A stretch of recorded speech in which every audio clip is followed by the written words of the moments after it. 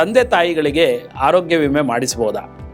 Health insurance ತಂದೆ ತಾಯಿಗಳಿಗೆ ಅಂದರೆ ಪೇರೆಂಟ್ಸ್ಗೆ ಮಾಡಿಸೋದು ತುಂಬ ಅತ್ಯವಶ್ಯಕ.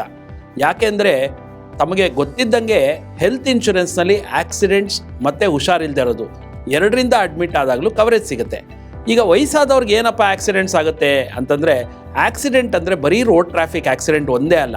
ಆಕ್ಸಿಡೆಂಟ್ ಅಂದರೆ ಬಾತ್ರೂಮ್ ಸ್ಲಿಪ್ ಆಗಿರ್ಬೋದು, ಸ್ಟೇರ್ ಕೇಸ್ ಫಾಲ್ ಆಗಿರ್ಬೋದು, ಈ ಥರ ಎಲ್ಲೋ ಜಾರ್ ಬೀಳೋದು, ಇದೆಲ್ಲನೂ ಕರೆಂಟ್ ಶಾಕ್ ಹೊಡೆಸ್ಕೊಳ್ಳೋದು ಅಥವಾ ಈ ಥರದ್ದೆಲ್ಲನೂ ಆಕ್ಸಿಡೆಂಟ್ ಅಂತಲೇ ಕನ್ಸಿಡರ್ ಆಗುತ್ತೆ.